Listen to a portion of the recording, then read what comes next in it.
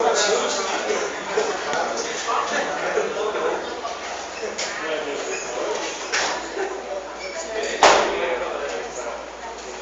noite. Boa noite. Chamadinha. Alan. Amanda. André. André Lopes. André Luiz. Bianca. Claudecir. David. Diego. Douglas. Emerson. Fábio. Felipe. Fernanda. Glauber. Gustavo. João Rafael. Jonas. José Alberto. Júlia. Lucas. Michele. Patrick. Paulo. Pedro Almeida. Pedro Felipe. Pedro Pereira. Thaís. Thales. Tiago. Valéria. Presente. Walter. Camila. Luiz Antônio. Gisele. Tudo bem. Bem, na última aula a gente viu um pouco de metodologia ágil, né? Que é o foco do nosso curso. Por quê? Porque a maioria das organizações utilizam metodologias ágeis atualmente para tentar ter uma taxa de sucesso de entrega de software maior. Beleza? Acho que isso já está claro para todo mundo, né? Antes de continuar aqui falando, né, do manifesto ágil, dos valores, dos princípios e alguns detalhes a mais de metodologia ágil, eu quero de novo as diferenças entre metodologia tradicional e metodologia ágil. Beleza?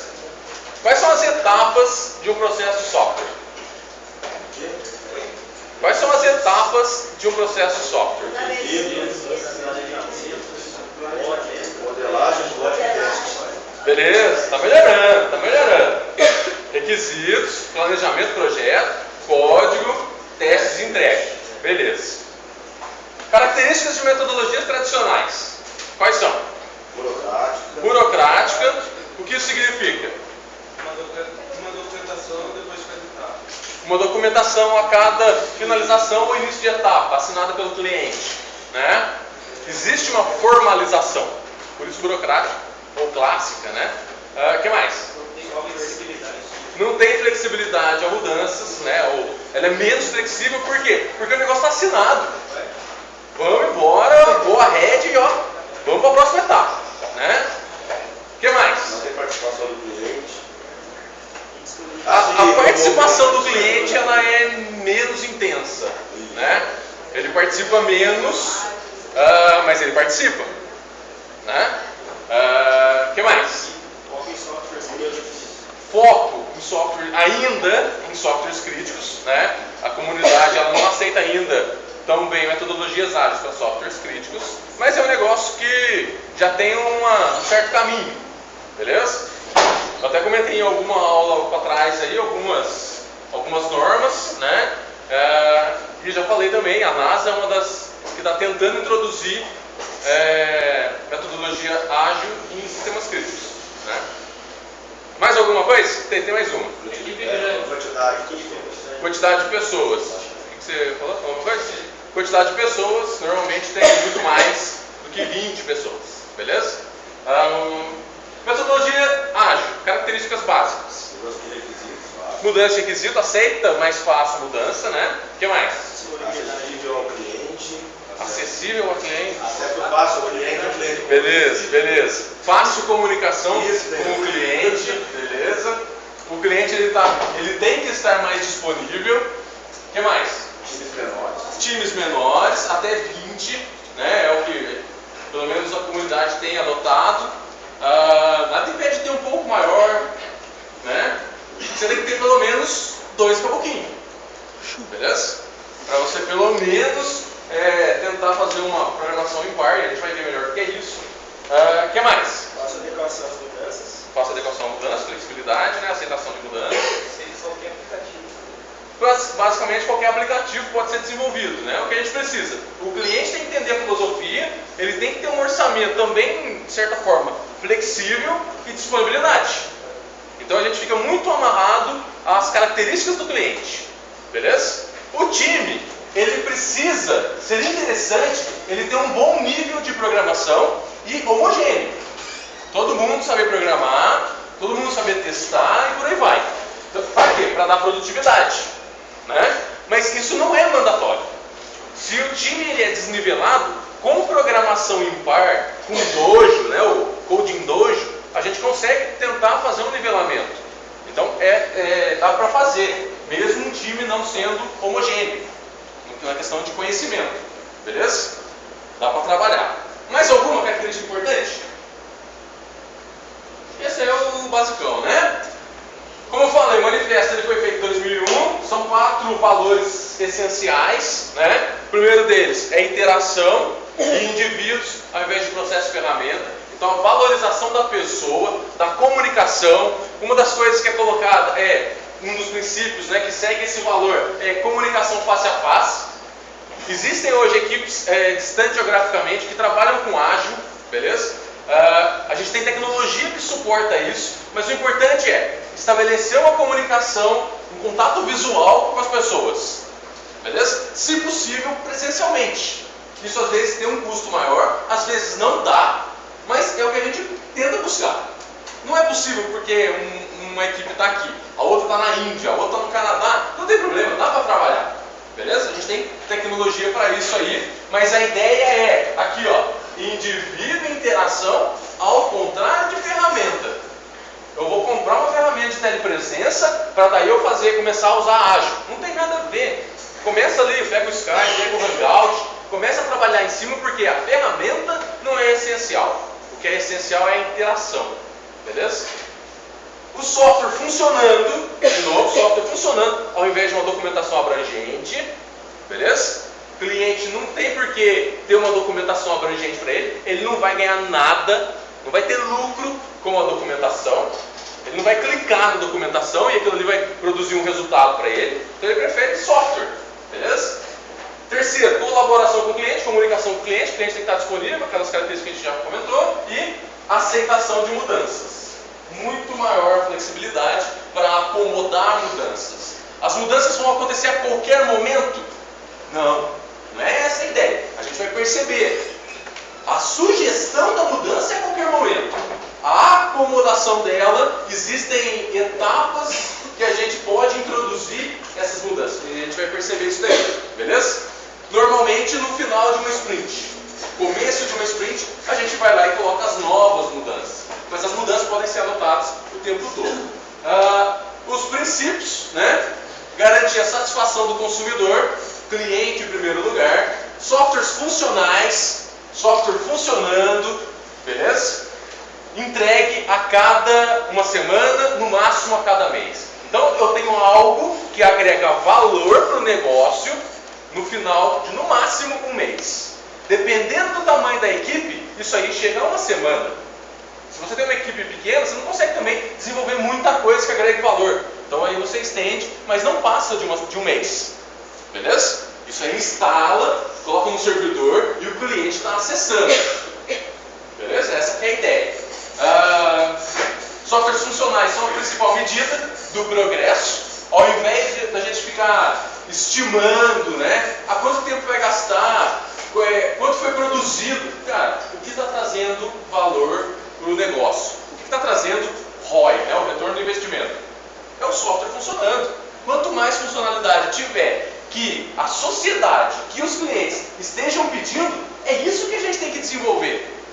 A gente viu o exemplo do e-commerce na aula passada, né? Daquele monte de funcionalidades que a gente elencou, quais eram essenciais? Pesquisa de produto e o pagamento. O que realmente a gente desenvolve? A pesquisa do produto. O meio de pagamento já está desenvolvido.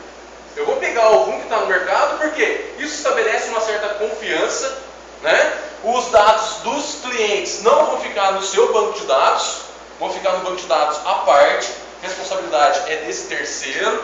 Então tem uma série de vantagens aí. Uma delas está pronto. É questão de um dia, mas cara, assim, algumas horas você faz o seu site integrando a uma ferramenta do tipo PayPal, PagSeguro, Moip. É extremamente fácil. E aí você já tem lá, se você já tiver a oportunidade, acessar lá o UOL, né, PagSeguro ou o PayPal, lá tem tutorial para Java, para Ruby, para PHP, para .NET. É só seguir o tutorial, não tem rolo. Né? Então é extremamente fácil. Até mesmo mudanças tardias, elas podem ser acomodadas, questão da flexibilidade da mudança, cooperação constante entre todos, né? Entre o time, a gente tem uma barreira aí quando é tradicional, programador e testador, aqui a ideia é de colaborar realmente, né? Se tem o sucesso é de todos. Se tem o fracasso, também é de todos. Diferente do tradicional. No tradicional, o sucesso é de quem, normalmente? Do gerente de projeto, né? É ele que vai fazer a apresentação, é ele que tem o contato com o cliente. Na metodologia ágil, não. Todo mundo participa de praticamente tudo. Beleza? O projeto surge através de indivíduos motivados. Aqui entra uma prática que é muito utilizada na metodologia Extreme Programming, que é o trabalho energizado. Né? Não se trabalha mais do que 40 horas ou 44 horas, depende aí do regime, por semana. Não tem por que fazer hora extra. Só que aquele momento que você está, aquelas 40 horas, aquele período, tem que estar focado no desenvolvimento da solução, no desenvolvimento do software. Então, numa prática XP, é o trabalho energizado. Você está focado e você só vai fazer aquilo ali o dia inteiro. Porém, você não vai fazer hora extra. Você não vai estar lá no final de semana. Beleza? Existe aí, de certa forma, a busca do sucesso pessoal, com o trabalho energizado. Design, o projeto do software deve prezar pela excelência técnica, e aí a gente precisa de capacitação.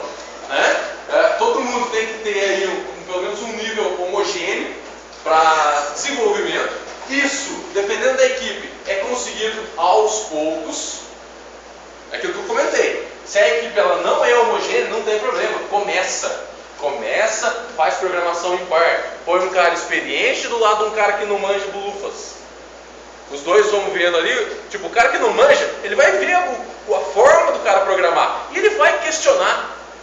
Então essa forma de programação em par, ela ajuda no desenvolvimento, na capacitação da pessoa. Né? A curva de aprendizagem, ela diminui. Porque não tem cabimento também. Imagina o seguinte, a gente vai ter um treinamento, todos aqui vão ter um treinamento para a gente nivelar. Cara, isso fica caro. Né? Qual vai ser o retorno para a organização? Então, tem gente, eu defendo uma dessas questões, cara, capacita. Porque às vezes, uma das formas de você valorizar a pessoa, valorizar o colaborador, não é só através do salário. É através de capacitação constante, você está usando tecnologias do mercado, você está acompanhando o mercado. Só que tem aquele ponto, né? Eu estou capacitando, a gente está numa região que às vezes a gente tem um limite do salário. Passando aquilo aí não tem jeito, né? Então às vezes a pessoa tem tanta capacitação que ela vai buscar algo numa outra organização. Então fica num paradoxo aí, até quando eu vou capacitar e eu vou ter um retorno. Né? Mas é algo que é necessário. Isso aí motiva as pessoas, né? A continuar naquela equipe. Então qual que é a ideia? Coloca um cara experiente com um cara que não programa muito bem. Deixa eles ali interagindo uma semana, depois troca. Né?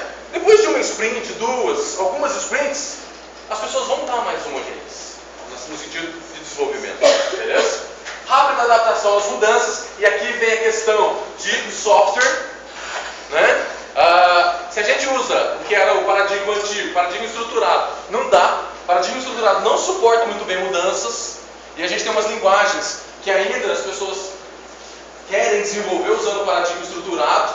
Né? Você pega o VB6, não sei se o pessoal conheceu o VB6, Visual Basic 6. Do 6 para trás é estruturado. Pascal do 7 para trás é estruturado. Né? Que eram as duas linguagens principais. Se você pega o PHP naturalmente é programado estruturado. Você tem orientação objeto nele. Só que para você usar a orientação objeto no PHP é um pouco mais complexo, você precisa de um framework. Mas dá também. Mas o tradicional é o pessoal programar estruturado. Né? E o estruturado, ele não tem uma boa produtividade, além do que? A mudança, ela é mais complicada. Por quê? O software vai evoluir. Lembra lá 75% do ciclo de vida de um software é evolução. Vai ter mudança. Então a gente tem que escolher as tecnologias que vão nos ajudar a aceitar muito bem essas mudanças, sem ter muito retrabalho, né? E uma das coisas que tem é refatorar.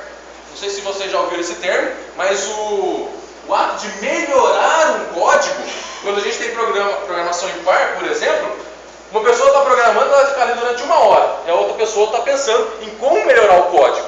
Depois de 1 hora, troca. A pessoa vai lá e vai refatorar o código. Ela vai melhorar aquele código. E depois troca de novo. Depois de um dia, ou de uma semana, de um mês, vai lá e troca os pares. Então, é um jeito da gente buscar a excelência técnica e buscar software de qualidade. Porque se a gente desenvolve sozinho, cara, a gente vai desenvolver do nosso jeito. Quando uma pessoa está revisando o código, já passa por um outro cenário, né? Você vai melhorar o código naturalmente. Você vai identificar mais erros. É natural, né? Acho que vocês já passaram por isso. Semestre passado, você estava lá, fez o códigão em Java e estava dando erro. Daqui a pouco passava o professor, põe tal coisa ali. Pronto, funcionava. Nossa, o professor é um gênio. Não, o professor não é um gênio. Ele não está focado do jeito que você está. Qualquer pessoa que tem um pouquinho mais de habilidade em código, olhando o erro seu, ela vai identificar. Porque você já está ali meia hora, 1 hora, já está injuriado com o negócio. Coloca outra pessoa, né, que está totalmente à parte, ela vai fazer o que é lógico. Vai seguir linha a linha, vai debugar, né, coisa que você já acha que você já fez. Então é natural, né? Por quê? Porque a gente está ficando, né? Indivíduos e interações também faz parte do valor, mais do que processos e ferramentas. Software funcional mais do que documentação extensa também faz parte do valor. Colaboração com clientes e responder a mudanças, né? Então esses são os 12, na verdade, princípios para desenvolvimento. E aí quando a gente pensa em desenvolvimento, a gente não tem que fazer a melhor coisa do mundo. A gente tem que pensar o que vai agregar valor e que seja simples. Beleza? O que eu quero dizer? Foi feito ali o e-commerce, tem 2 funcionalidades principais. A gente vende o produto, né, o cara pesquisa, e a gente faz a venda. Porém, as telas para o usuário, elas têm que ser elaboradas, têm que ser bonitas, até mesmo ser agradável. Agora, para a administração, eu não preciso ficar pensando muito na questão de a melhor usabilidade das telas, porque isso também dá trabalho. Então eu tenho que pensar no algo que é simples de fazer, que agregue valor. Às vezes uma formatação que você não precisa, é um componentezinho que vai lá, faz todo um negócio, uma cambalhota, não precisa. É um códigão que eu achei na net que faz um milagre, mas não precisa no meu código, né? Então é algo que você vai falar, cara, o que você quer? Você quer cadastrar, você quer visualizar todos os produtos em ordem alfabética. Beleza, o que a gente precisa disso? Select asterisco from produtos, order by, ter produto por nome. Beleza, pronto, jogou num grid, numa tabela é o suficiente. Acessou o banco, trouxe na tela. Não precisa elaborar. Ah não, a tela tem muitos produtos. Tem muitos produtos. Então agora a gente precisa paginar. Está ficando lento carregar aquela página. Então vamos colocar a página igual o Google faz. Aparece 10 em 10, 20 em 20. Vamos colocar a página embaixo. Ah, beleza, então mudou o requisito. Mas você pensa no basicão primeiro. Entrega logo o software. Coloca o software logo no mercado. Por quê? Ideia todo mundo tem. Ideia igual tem de monte. Né? Eu já contei para vocês do software de Pum? Não. Não? Não? Você fala assim, cara, com que as pessoas ganham dinheiro? Software de bobeira, joguinho, né? Aí tava lá, naquele dia, viajando, mas não, eu tava com um molequinho devia ter uns 3 anos, aí, sem querer, ele soltou um. Aí ele ficou vermelho, comecei a zoar ele, né? E aí eu fui lá e comecei a fazer uns pontos de mentira. Aí ele foi lá, riu pra caramba, não sei o quê. Qual que é a ideia? Vou fazer um software de pum no celular. Só que antes de fazer o software, vamos pesquisar, vamos ver se já tem. Aí eu fui e pesquisei, achei 13. Falei, já tem 13 caboclo que não só teve a ideia, mas implementou. Porque teve a ideia, nossa, deve ter um monte que já. Então, ó, da hora o softwarezinho. Aí você fala assim, mas o cara ganhou dinheiro com isso? Ganhou. O primeiro que fez para iPhone, ele distribuiu nos Estados Unidos, na Apple Store, né, por 99 centavos de dólar. Ele ganhou 500 mil dólares com o software de PUM. Aí você tem PUM de tudo de jeito. Hoje não é só mais PUM. Virou chicotinho, virou gritinho, virou risadinha. Mas você vê, cara, a ideia, várias pessoas vão ter, igualzinho, cara. Alguns vão colocar em prática. Aqueles que colocarem em prática logo, têm uma vantagem comercial. Então, é o que as empresas anjo, elas fazem. Você vai lá, teve uma ideia, montou uma startup, que agora é moda, montou uma startup, né? E foi para um congresso que tem as empresas anjo. Se você não tiver algo validado, e o validado é, eu tenho o negócio mais paia do mundo, vai estar rodando, tem um cliente que usa, tem resultado, aí sim o cara pode apostar. Do contrário, você tem a ideia e fala assim, nossa, a ideia é maravilhosa. Funciona? Você não sabe se funciona. Você não sabe se funciona. Para funcionar põe no mercado. Põe no mercado. E aí vocês estão tendo diversas disciplinas que ajudam a colocar softwares no mercado. Fundamentos de marketing vocês vão ter, análise de mercado, gestão financeira. Cara, você tem um monte de disciplina que ajudam nesse ponto. Né? A questão você não pode perder tempo. Se você for pegar toda a teoria também, cara, seu software não vai nunca para o mercado. Então é um negócio que a gente tem que achar um equilíbrio. Teve a ideia? Pega um cara que programa bem e põe ele para fazer o software.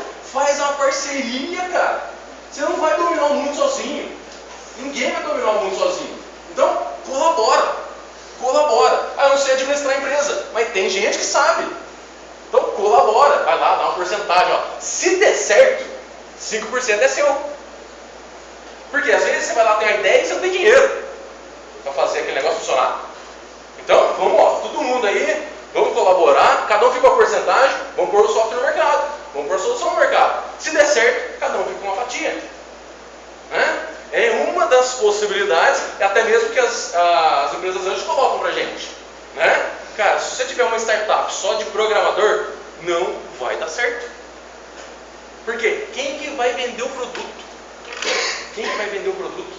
Cara, o programador não vende nada. O programador vende no máximo umas linhas de código. Não, é sacanagem, né? Mas tem dificuldade, né?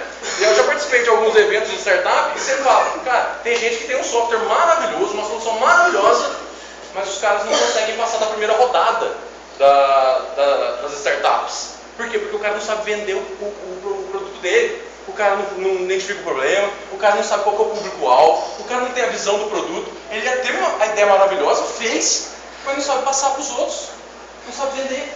Cara, vai lá e pega alguém de gestão, pega alguém que tem uma boa lábia e faz a parceria. Né? Então é algo que a gente precisa entender. A gente precisa responder rapidamente às mudanças, a gente precisa colaborar, não só com o cliente, mas com todo mundo. Beleza? Bem, tá aí os 12 princípios do Agile. Né? Não crie seu próprio método. A gente vai ver o método, cara, de cabo a rabo, que é o Scrum, e a ideia é tentar segui-lo ao máximo. Você vai adaptar? Se você adaptar, pode dar certo num determinado momento. No segundo projeto, pode continuar dando certo e depois não dá mais certo. Por quê? Porque você não seguiu as práticas. Você tem que seguir as práticas, tem que seguir os valores, segue a metodologia. Por isso é metodologia. Metodologia que é uma sequência de passos estruturados de forma organizada para chegar a um objetivo. Então segue, beleza? Depois com experiência, aí você pode adaptar, beleza? Eu coloco aqui, XP é certo para você? Scrum é certo para você, para sua empresa? Eu não sei. Assim como eu coloquei em materiais um pouco mais passado, na hora que você falar, não, Scrum é certo, pronto, você tem experiência, você sabe quando aplicar, mas não dá para falar que ágil vai resolver o seu problema. Não dá para saber, beleza? O que é verdade e o que é fato, né? Tem mais taxa de sucesso de entrega. Só que isso depende de pessoas capacitadas, competentes. Acabei de ver lá o Barilo falando besteira lá na FATEC e agora eu vou pegar e vou aplicar Scrum na minha empresa. Não vai dar certo. Você tem experiência com Agile? Você tem experiência com liderança de equipe? Provavelmente não vai dar certo. Então você precisa praticar. Eu até coloco mais pra frente. Escolha um projeto bacana, que seja fácil.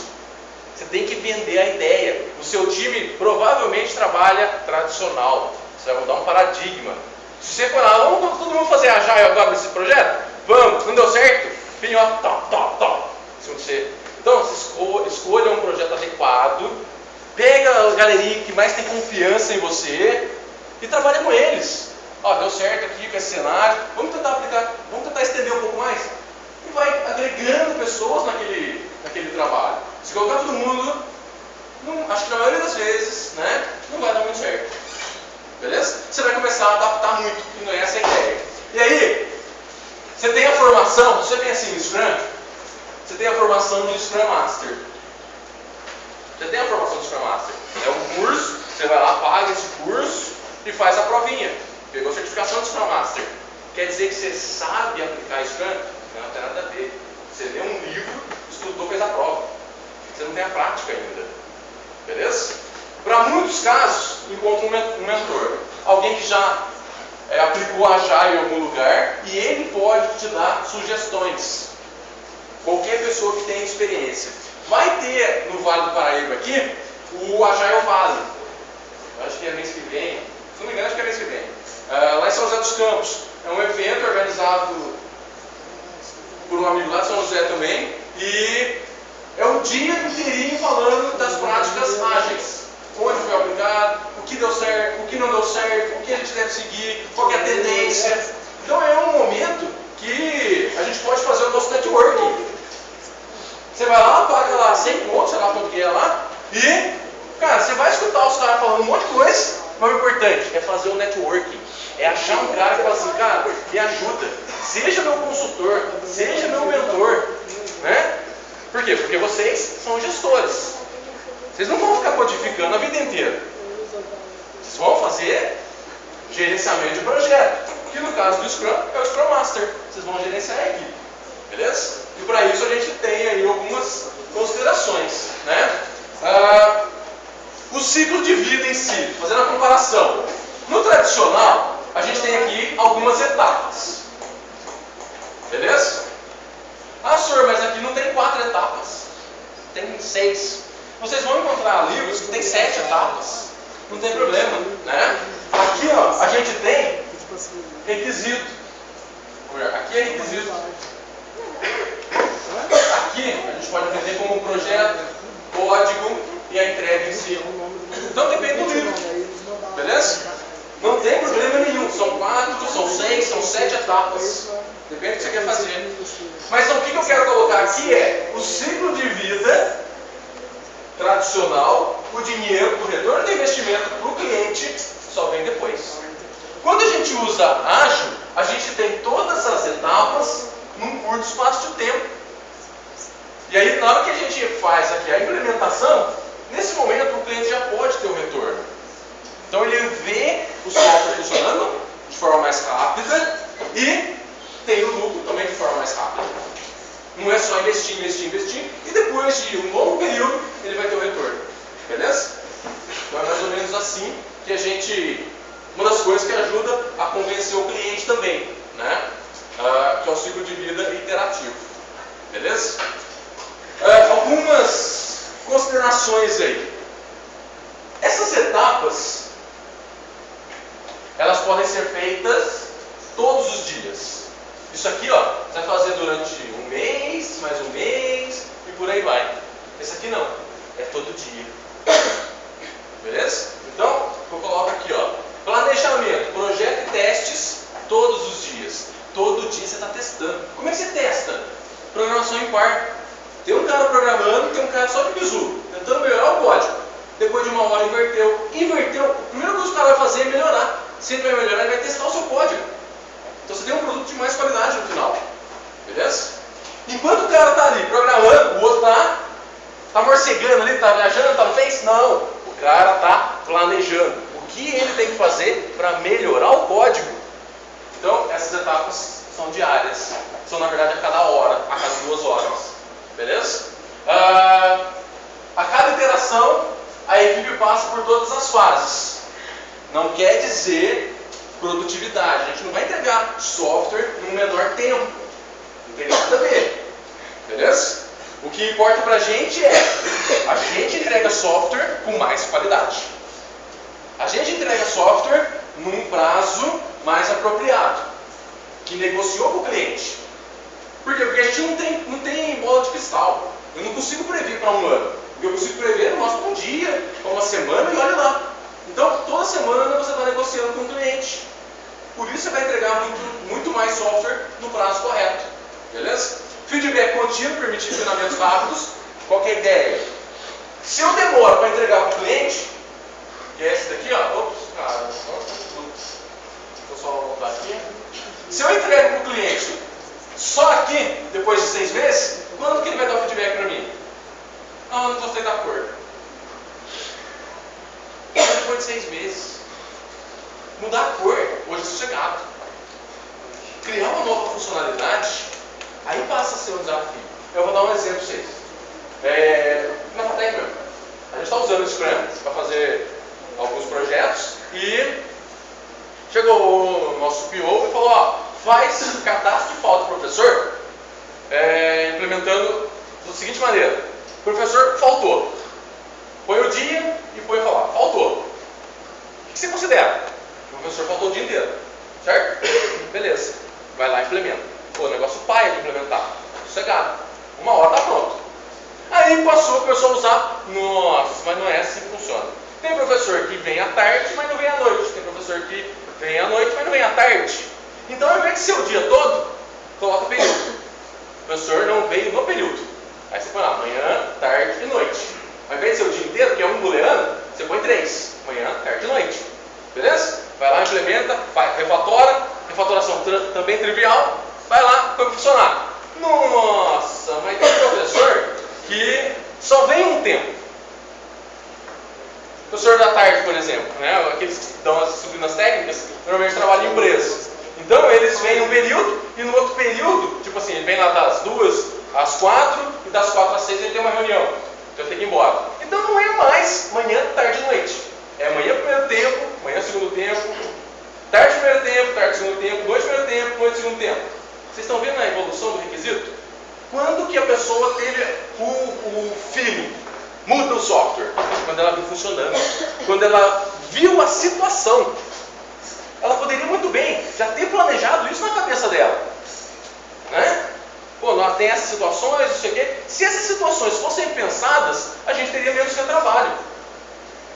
Né? Só que eu vou entregar um software muito mais depois. Então a gente também tem que achar o equilíbrio. Beleza? O que eu quero deixar claro é, o usuário, o cliente, ele vai dar a maior quantidade de feedback quando ele vê o negócio funcionando. Né? Para aquelas pessoas que usam software já há alguns anos, principalmente aqueles PDVs, qual que é a mudança de campo? O que a pessoa usa para mudar de campo? Tab, mas tem gente que usa o Enter. A pessoa vem lá, nossa, eu uso o Enter a vida inteira para mudar de campo. Aí você foi lá, colocou o software para a pessoa não sabe nem onde fica o Tab. Ela vai usar o Tab. É significativa a mudança? Para ela é. Até ela acostumar. Beleza, isso aí vai demorar um pouco, mas é aceitável. Agora, já vem na sequência, né? Agora pensa isso em programação para a internet. O que muda de campo naturalmente? O Tab. Se você for colocar o Enter, é um pouquinho de código que você tem que colocar em cada campo. Então isso vai demorar um pouco mais para entregar. O que é isso? Algumas horas a mais. Pensa isso em toda a tela. O que compensa? Fazer o que é melhor para o cliente ou fazer ele mudar de filosofia, nesse caso? Conversa com ele. Se ele falar que o Enter vai agregar valor para o negócio dele, você vai lá e faz. Do contrário, delete, põe outro. Não tem problema.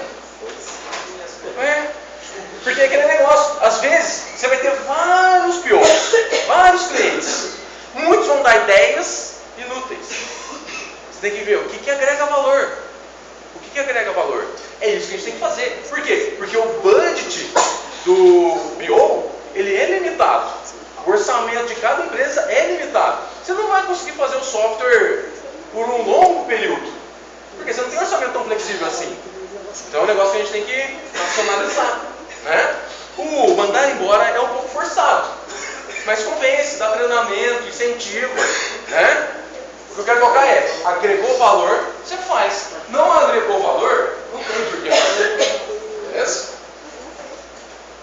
Quantidade de teste é muito maior, porque ela é diária, né? Trabalhar com cenários, então a ideia é a gente motivar alguns casos de uso, a gente vai ver o que é caso de uso. Por exemplo, aqui no e-commerce que a gente fez na terça. Cara, ali a gente tem alguns cenários. Um cenário de pesquisa, um cenário de venda, um cenário administrativo. O que eu vou fazer primeiro? Cada cenário a gente pode entender como se fosse um tema, um módulo, né? Qual módulo a gente vai fazer primeiro? Beleza? Comprometimento semanal de entrega de 4 a 10 cenários. Isso aqui varia muito, beleza? E o final de semana você não trabalha. Final de semana é uma revisão interna. Ou o Scrum Master vai fazer isso, ou o cliente vai fazer isso. Porque imagina o seguinte, você foi lá, nossa sprint é de uma semana. Na sexta-feira a gente vai entregar um negócio para o cliente. Cara, o cliente está louco para ver o negócio funcionando. Ele vai querer testar na sexta, no sábado, no domingo, para a segunda já dar os feedbacks. Então é algo natural, né? Imagina que não é toda semana, imagina que é no final do mês. Depois de um mês você vai entregar para o cliente na sexta-feira. Na segunda já começa um outro sprint, um outro release. Ele vai passar o final de semana louquinho com o software dele, né? Por quê? Porque ele já está esperando isso há um mês, né? Então é algo que para o cliente é algo mais natural. Para a equipe não deve trabalhar no final de semana. Beleza? Na ideia, na fase de planejamento, o que a gente tem? O cliente deve estar presente, aquilo que a gente já comentou. Tem a fase, tem o jogo do planejamento. Aqui a gente vai usar o Planning Poker. Planning Poker é uma técnica, beleza? Solicito que todo mundo procure essa técnica e baixe no celular. Para quem tem Android, para quem tem iPhone, para quem tem Windows Phone, achar um software de Planning Poker para o celular. Isso é 1 mega, 2 mega, beleza? Não achou, não tem celular, não tem problema. Vai lá e imprime, beleza? O que vocês vão ter que achar? Vocês vão ter que achar um baralho do Planning Poker que é nessa pontuação. 40, 100, ponto de interrogação, infinito, cafezinho. Então, esse é o Planning Poker que vocês vão ter que achar. Beleza? Não achou para software, para celular, não tem problema. Põe isso aqui numa folha de sulfite, imprime, corta e traz as cartinhas. Beleza? A gente vai usar esse cara mais para frente. Isso aqui serve para estimar o software. A estimativa é feita através, a gente pode usar, né, essa técnica, que é a técnica mais utilizada para Scrum. Beleza? O uso do Planning Poker, que é o jogo do planejamento. Beleza? Eu vou explicar melhor o que são essas cartinhas, beleza? Mas tentem achar aí, depois da aula, né, esse aplicativo. O planejamento, ele é mais intenso nas primeiras semanas, porque a gente ainda não sabe muito bem o que vai ser feito, né? Com o passar do tempo, aquilo que agrega valor já foi implementado. Se tiver budget sobrando, a gente vai implementar aquelas coisas que não agregam tanto valor, mas são importantes para o software, né? No caso do e-commerce. Eu gerenciar categorias de produto é importante? É legal eu ter. Por quê? Porque eu vou dar um dinamismo para o cliente. Quando surgir uma outra categoria, ele vai lá e cadastra. Não precisa me chamar para cadastrar para ele. Beleza? Mas é algo que é menos importante. Então você vai fazendo com o passar do tempo. Beleza? E uma rápida reunião todos os dias é natural. Por exemplo, para quem usa XP, as duas mais principais eu já falei, né? XP e Scrum. Para quem usa XP, tem uma prática que é fazer um encontro de meia hora stand-up, no começo do dia. Então, todos os programadores, todo o time, com o PO, se o PO estiver lá, se possível, com o Scrum Master, todo mundo fica meia hora de pé, discutir o que foi feito ontem, o que vai ser feito hoje. Quais foram os problemas que vocês tiveram técnicos de ontem que a gente pode solucionar aqui? Vamos imaginar o seguinte, a Valéria teve um problema e ela não conseguiu implementar a user store dela. Compensa ela ficar gastando tempo, pesquisando na internet, se a gente tem um time de 20? Não compensa. Deixa isso para o dia seguinte e coloca na reunião para falar, olha, eu estou querendo fazer tal coisa, mas não sei como é que eu vou fazer. Alguém já fez? Alguém vai dar ideia. Se ninguém der ideia, beleza, pega um cara e deixa reservado para fazer essa pesquisa. Mas provavelmente alguém vai saber fazer. Alguém já fez. Né? Então, é o encontro que acontece. Se é XP, a prática é de meia hora. Se é Scrum, eles colocam que o Daily Scrum, que é o encontro diário, seja de 15 minutos. Então, é uma ideia que, cara, olha que coisa fantástica. Quando você tem o tradicional, o gerente de projeto mede quando o software. Como é que ele mede? Ele não conversa com os programadores, ele não conversa com os testadores, que são aquelas pessoas que estão fazendo no dia a dia, estão colocando a mão na massa. Ele não conversa, dificilmente ele conversa. Ele vai conversar com o analista vai conversar com um programador, com o outro, não sei o quê. E como é que ele conversa? Não vai fazer uma reunião com todo mundo, todo dia. No tradicional não é isso. Ele vai lá, viu o que você está fazendo, monitorou um outro, não sei o quê, e vai lá e passa o feedback para o gerente de projeto. Qualquer probabilidade desse negócio não dar certo. Muito grande. Nesse daqui não. A prática, ela é o quê? Todo dia, todo mundo fala o que foi feito e o que vai fazer. Quem está gerenciando, que é o Scrum Master, ele vai ter uma noção do progresso do software. E o mais fantástico, o PO pode estar participando. O PO está vendo se o negócio está evoluindo ou não. Então, a medida do progresso do software, ela é muito mais eficaz. O eficaz de ser correto, né? Fazer corretas coisas. Então, é uma prática que, eu não uso XP, eu não uso Scrum. Mas é uma prática agile interessante de se implementar. Né? No comecinho, aquela zona, né? Ninguém está acostumado, acha que é uma brincadeira, mas na primeira semana o negócio já começa a andar um pouquinho mais sério. Né? E é algo natural, fazer uma rápida reunião todos os dias, com todos da equipe, já que a equipe não é muito grande. Né? Gerenciamento de riscos também é algo importante. A gente vê como montar uma planilhinha básica de riscos. E para riscos existem uma penca de normas. Uma prática interessante para análise de risco é usar o RMMM. Eu acho que eu já coloquei essa sigla na lousa outro dia, beleza? Que basicamente é para fazer mitigação e monitoramento. Na verdade aqui é Risk Management Monitoring Mitigation. Então você vai fazer gerenciamento, monitoramento e mitigação de riscos. Beleza? Que é uma técnica também legal para a gente trabalhar no dia a dia. Na outra fase, na fase de análise, o cliente também poderia estar disponível para ele ajudar a analisar. Qual que é a ideia? Ele vai projetar o software? Não, ele não vai projetar. Quem está analisando é a equipe. Mas surgem dúvidas. A gente vai fazer a venda de produto. Como? A gente vai usar um PagSeguro, a gente vai contratar um operador de cartão de crédito, a gente vai fazer só por depósito. Como é que a gente vai fazer? A gente vai enviar um link com o número do pedido para o cliente, ou isso não é importante? Então são dúvidas que vão surgir na hora da análise. Aí o time vai fazer essa análise.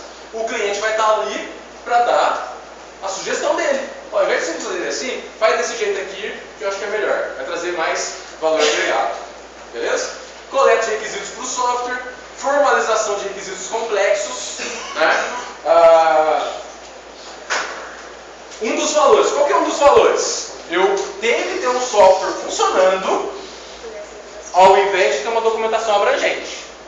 Não quer dizer que você não documenta. Existe muita apostila, muita coisa espalhada pela internet que fala que Agile não documenta. Não tem nada a ver. Beleza? Tem documentação e vocês vão ver o tanto de coisa que a gente vai produzir de documento. Problema, visão, Product Backlog, Sprint Backlog, Burn Down. Tem um monte de artefatos. Só que são artefatos essenciais. Beleza? Então a gente também usa formalização de algumas coisas aí através de documentos. Né? Testes unitários. Todo dia a gente faz um teste. Vocês chegaram a trabalhar com classe? Não, né? Classe não no Java? Não. Quando hoje o paradigma a ser utilizado é o paradigma orientado a objeto. Para desenvolver nome software. Quando a gente usa o paradigma orientado a objeto, a gente trabalha tudo com classe. A gente vai ver o que é classe melhor. Classe trabalha com objeto. E quando a gente tem uma classe, a gente pode testar esse caboquinho aqui, através de teste unitário.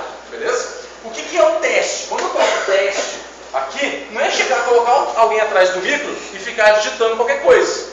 Existem técnicas de teste. Beleza? Não é foco da disciplina, nem do curso, mas existem técnicas de teste. Caixa preta, por exemplo, teste unitário, teste de integração, teste de sistema, técnicas para utilizar aqui, valor de fronteira, classe de equivalência, pairwise em teste e por aí vai. Um exemplo, valor de fronteira. Cara, eu tenho um conjunto de informações do seguinte. Ó, o meu software ele vai validar de 0 a 16, de 17 a 18, 19 a 65. Vamos supor. Faixas de... para a pessoa dirigir um carro, por exemplo. Não sei se é 65 ou se é mais. Né? Mas até de 0 a 16, a pessoa pode dirigir um carro ou não? Não pode. Ou está errado? De 0 a 16 ela pode dirigir um carro ou não? Não. 0 a 15. Sei que alguém iria falar aí. E com 16, com autorização legal você pode. Né? Seu pai é muito louco, ele vai lá autorizar. Com 16 você pode. Aqui é o primeiro teste. É 15 ou é 16? Isso aqui é regra. É requisito. Beleza. 16 ou 18? 16 ou 18 todo mundo pode dirigir. Né? 19 a 65. Eu preciso das 3 classes ou não? Não.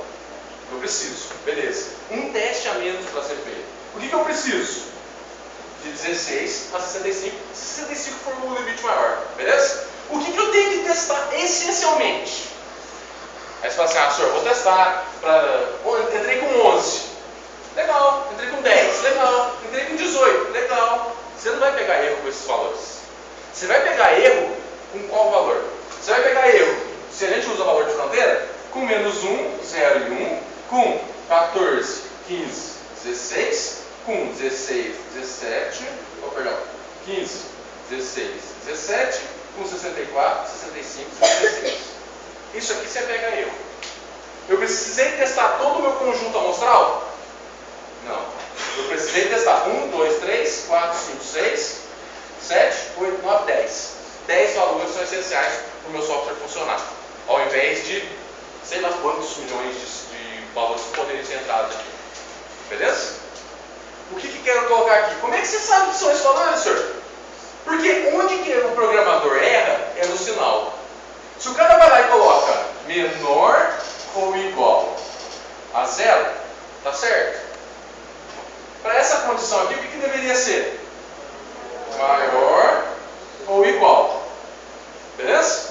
Se o cara coloca maior que 0, tá certo? Não, também não, porque precisa do 0. Então você está errando nesse cara. E para testar, o que eu precisei? Menos 1, 0 e 1. Imagina o seguinte, o cara colocou maior que 0. Colocou 0. Deu certo ou não? Não deu certo. Já pegou ali, está faltando igual. Beleza? Se eu coloquei, no caso aqui, né, 15, menor ou igual a 15. Beleza? Coloquei 16, ele pegou? Passou. Deu certo. Coloquei 14. Deu certo. Coloquei 13, vai cair na condição do 14, não tem porquê. Da mesma forma, igualzinho, maior ou menor. É onde o programador erra. Beleza? Então, essa é uma técnica que a gente já tira um punhado de coisa para ser testado. Desnecessário. Porque teste, alguém está pagando por isso. Quem está pagando? O cliente. Pra você ter uma noção, hoje, se você usar Agile, o cliente pode falar, ó, testa esse conjunto de dados. Todos os outros conjuntos de dados não precisa testar. Por quê? Porque eu não quero pagar. Eu estou assumindo que a pessoa vai digitar algo que é numérico. Se a pessoa vai digitar algo que é texto, algo que é booleano, algo que é data, coloca um try catch para mim, faz o tratamento de exceção e dá a mensagem, ó, valor inválido. Se a pessoa digitou um texto, você poderia dar uma mensagem. Não é aceito o valor, sei lá, alfanumérico no campo, é uma outra condição, é um teste a mais, é mais programação. Você vai pagar por isso? Não precisa. Então, o cliente ele pode falar, testa esse determinado conjunto para mim, porque isso reduz o valor também do software final. Beleza? E o que eu quero colocar é, esses testes são manuais? Não. Você vai fazer manual a primeira vez, mas se você pensa que o seu software vai crescer, você tem que automatizar. Eu vou codificar um teste e vou pedir para rodar. Pego a função que verifica isso daqui. A pessoa pode dirigir? Aí você tem essas duas classes lá dentro. E coloquei qualquer valor. Qual valor? Esses valores. Já está no software meu esse teste. É uma rotina que foi programada e eu peço para passar. Beleza? Então não tem teste manual. Na verdade assim, existe, que é o que a gente chama, dá um nome bonito, que é o teste exploratório. Mas o teste exploratório, ele deveria ser lá depois que você já fez. Valor de fronteira, pairwise, classe de equivalência, estratégia de caminho. Cara, tem um punhado de técnica que a gente pode utilizar. Beleza? Novamente, não é foco do curso de vocês. Na maioria das faculdades, ainda a gente não vê, infelizmente, a disciplina de testes. Né? Eu fiz uma varredura semestre passado, e na maioria dos eventos das faculdades não tem. Né? Tivemos várias pessoas que estão fazendo faculdade de computação e, cara, ninguém fala de teste. Né? Então é algo que a gente vê normalmente na pós-graduação ou no dia a dia da empresa, que é uma área essencial hoje. Né? Eu acredito que é algo que vai mudar em função desse tipo de desenvolvimento, que é o TDD. Usar a metodologia de desenvolvimento baseada em teste. Com o tempo, eu acredito que vai ter uma mudança aí nas grades. Né? Então, projeto de codificação. Como eu comentei, deveria ser guiado por TDD, ao invés de fazer projeto, requisitos, projeto, código, teste depois? Não. Faz requisito, faz teste, projeta e codifica. Coloca o teste lá na frente. Um negócio que, se a gente parar para pensar, meu, como é que eu vou testar um negócio que não existe? Não é?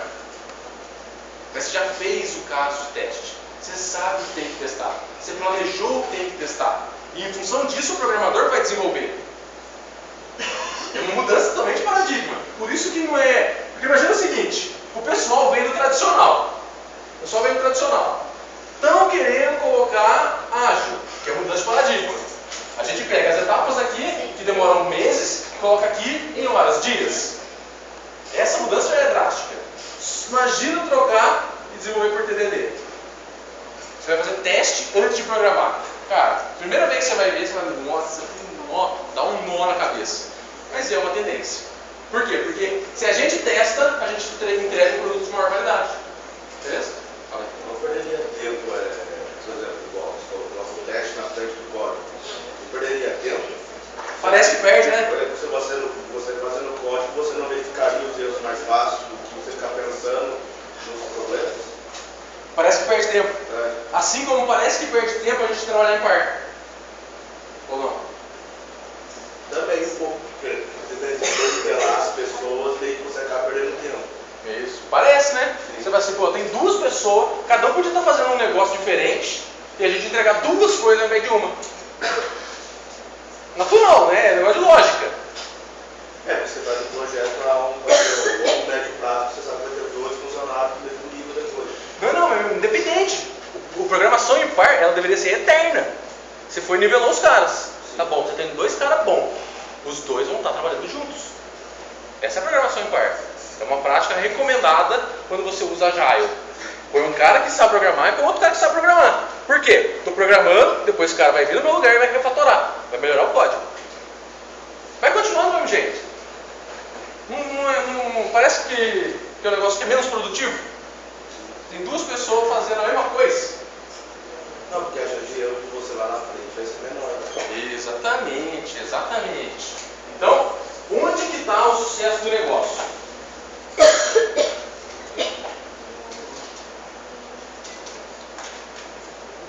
Você lembra mais ou menos desse valor aqui? Acho que eu coloquei já umas 2 aulas desse valor aqui.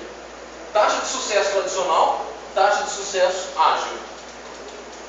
o que eu tenho que entregar? Eu tenho que entregar um software que agregue valor e esteja com uma qualidade aceitável. Aqui, quando eu entrego um software, provavelmente não foi testado o suficiente, não foi refatorado, foi feito para cumprir prazo, normalmente estoura prazo, né? Então a taxa de sucesso é muito menor. Não adianta nada eu entregar um negócio muito mais funcionalidade, mas o que eu entreguei também não funciona. Então a refatoração, trabalhar em par, qual que é a ideia? Onde que a gente está seguindo? Baseado em qual princípio, em qual valor? Eu vou entregar um software com mais qualidade. Eu vou entregar um software com menos erro. Eu vou entregar aquilo que precisa, ao invés de fazer tudo. Porque aqui quando você usa um tradicional, você vai querer fazer tudo. Você vai querer fazer tudo. Você vai pensar no e-commerce. Cara, 2 funcionalidades daquelas 8 que a gente colocou. Pensando no tradicional, você faz as 8. O que você precisa exatamente? 2. Para saber se o negócio é funcional ou não. Com o tempo você pode colocar nas outras. Né? Então é mudança de filosofia. Aqui acho que é a maior justificativa. Se não tivesse dando certo, as empresas não estariam utilizando. Né? Então é muito difícil, mas por exemplo, tradicional sair do TDD. Tem que sair do ágil. Não, sim. Sair do ágil já é difícil. Sair do ágil pro TDD é desafio. Sair do tradicional pro TDD, cara, eu não consigo nem medir. Para mim é um negócio que é surreal. Deveria vir pro ágil e depois vir pro TDD. Acho que a acomodação, o aprendizado dele é um pouco melhor. A experiência que a pessoa vai ganhar com ágil. Isso. E aí é aquele negócio, pô, por que eu vou fazer teste do negócio que nem existe? Né? Muito bem. Existem técnicas de teste. Eu não vou testar qualquer coisa. Eu vou testar aquilo que preciso. Por exemplo, a gente viu aqui as classes. Se o cara for programar, o que ele vai pensar? Ele vai pensar nos testes do jeito dele. Ele vai dar foco no teste? Não, não vai. O foco dele é, cara, eu quero entregar logo a funcionalidade. Aí ele não pensou no teste. Ele foi lá, testou o basicão dele, está funcionando, mas ele não pensou em tudo. Quando você coloca o teste antes, o cara vai programar em cima da rotina que o testador fez. Então a rotina praticamente está pronta. Ele fala, cara, eu preciso dessas classes. Para atingir essas classes, eu tenho que usar um menor igual, maior igual, menor igual.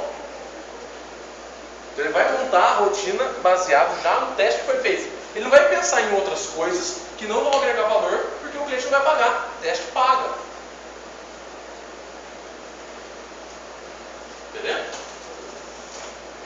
A gente vê, eu volto a comentar desse cara aqui no quarto semestre com programação para a internet. Por quê? Porque eu acho ainda que tradicional, vindo com o Agile, já tem um impacto, que é o que vocês vão ter agora, e do Agile para o TDD é mais um pouco. Né? A gente vê um pouquinho, mas também eu acredito que não é o suficiente. É um negócio que a gente precisa. Se você acredita, vai lá, procura técnicas de teste, procura softwares de teste, beleza? A gente pode trocar uma ideia separada aí, sem problema nenhum, mas é algo que é importante, beleza? Mais importante do que fazer o TDD é usar Agile hoje para a maioria dos softwares. Por quê? Porque entrega software com mais qualidade. Bem, voltando para cá. Projeto de codificação. Ela é incremental, eu vou entregando pedacinho de pedacinho, beleza? Programação em pares, não é só para questão de aprendizado. Programação em pares, ela é durante todo o desenvolvimento do software. Desenvolvemos esse, todo mundo aprendeu, beleza. Próximo software, todo mundo programação em par de novo. Não é só para questão do aprendizado. Refatoração, melhoria do código. Controle de versão, acho que eu coloquei algum dia aqui, SVN, Git, TFS, que são softwares de controle de versão, porque está todo mundo desenvolvendo a mesma bagaça. Beleza? Para não ter problema ali de substituição de arquivo, tem que ter um software de controle de versão, integração de código em poucas horas. Eu fiz um código, uma outra pessoa fez o código, outra pessoa fez o código, eu tenho que integrar isso daí. Como é que a gente integra? Precisa de um software para ajudar a integrar. Padrão de codificação. Como é que a gente vai desenvolver as rotinas, né? Por exemplo, algo que parece... Vocês comentavam o código de vocês? Vocês comentavam. Por que vocês comentavam